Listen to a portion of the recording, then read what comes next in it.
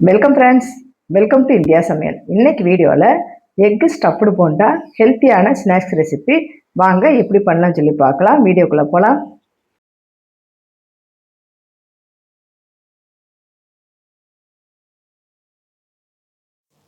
அதுக்கு நான் 4 முட்டை எடுத்திருக்கேன்.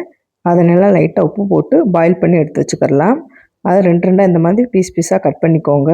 உள்ளே இருக்க அந்த மஞ்சள் கருவை மட்டும் தனியாக எடுத்து வச்சிடலாம். இந்த மாதிரி எல்லா முட்டைகளில் இருக்க மஞ்சள் கருவையெல்லாம் எடுத்துட்டு இந்த மாதிரி தனித்தனியாக எடுத்து வச்சுக்கிறலாம். இப்போ ஒரு கடாய் எடுத்துக்கோங்க. அதில் 3 டீஸ்பூன் அளவுக்கு எண்ணெய் சேர்த்துடலாம். எண்ணெய் நல்லா சூடானது பிறகு மீடியம் சைஸ் வெங்காயம், ஒரு வெங்காயம் நல்லா பொடியாக கட் பண்ணி சேர்த்துக்கிறலாம். ஒரு பச்சை மிளகா சேர்த்துட்டு நல்லா வதக்கி விட்டுக்கோங்க. வெங்காயம் நல்லா வதங்கணும். வெங்காயம் நல்லா வதங்கினதுக்கப்புறமா 1/2 டீஸ்பூன் அளவுக்கு மிளகுத்தூள் சேர்த்துக்கிறலாம். தேவையான அளவுக்கு மட்டும் உப்பு சேர்த்துக்கோங்க.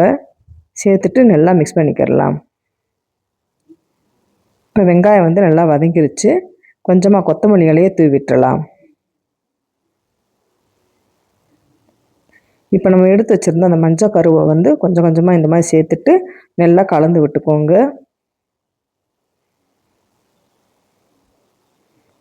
ஒரு 2 நிமிஷம் இருந்தால் போதும் ஸ்டவ்வில், அவ்வளோதான்.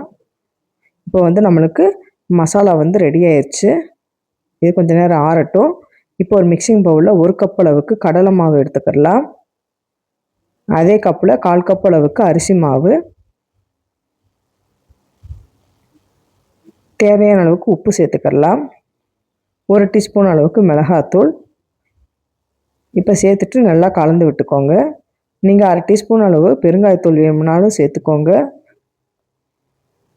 இப்போ நல்லா கலந்து விட்டாச்சு. கொஞ்சம் கொஞ்சமாக தண்ணி சேர்த்துட்டு கொஞ்சம் கெட்டியான பதத்துக்கு நம்ம கலந்து எடுத்துக்கிடலாம்.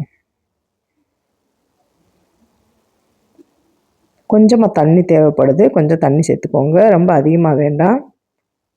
இந்த பதத்துக்கு இருந்தால் போதும். ரொம்ப தண்ணியாக இருக்கக்கூடாது. இந்த கெட்டியான பதத்துக்கு தான் இருக்கணும். இது அப்படியே இருக்கட்டும். இப்போ முட்டையோட வெள்ளைக்கருவை இந்த மாதிரி எடுத்துக்கோங்க. இப்போ நம்ம மசாலா ரெடி பண்ணி வச்சுருக்கோம் பாருங்கள், அதை எடுத்து அதை நடுவில் இந்த மாதிரி ஸ்டஃப் பண்ணிக்கிறலாம். இந்த மாதிரி எல்லா முட்டைகளுக்கும் நம்ம மசாலாவை ஸ்டஃப் பண்ணி எடுத்து வச்சுக்கலாம். இந்த மாதிரி நீங்கள் செஞ்சு சாப்பிட்டு பாருங்கள். டேஸ்ட்டு சூப்பராக இருக்கும். ரொம்ப விரும்பி சாப்பிடுவாங்க. இப்போ மசாலா முட்டையெல்லாம் சேர்த்து எடுத்து வச்சாச்சு. இப்போ நம்ம கடலை மாவு கலந்து வச்சுருக்கோம் பாருங்கள், அதில் இந்த முட்டையை ஆட் பண்ணிக்கிறலாம். பார்த்தாலே தெரியும் மாவு எந்த கெட்டியான பதத்துக்கு இருக்குதுன்னு. இந்த பதத்துக்கு இருந்தால் தான் நம்மளுக்கு போண்டா கரெக்டாக வரும். இப்போ எண்ணெய் நல்லா சூடாக இருக்குது. சூடான ஆயிலில் போட்டு பொரிச்சு எடுத்துடலாம். ஒவ்வொன்றா போட்டு பொரிச்சு எடுத்துக்கோங்க. இப்போ நான் இன்னொன்று போட்டுறேன். இப்போ 2 பக்கமும் நல்லா திருப்பி திருப்பி போட்டுடலாம். கலர் நல்லா மாறி வந்ததுக்கப்புறமா நம்ம எடுத்துடலாம்.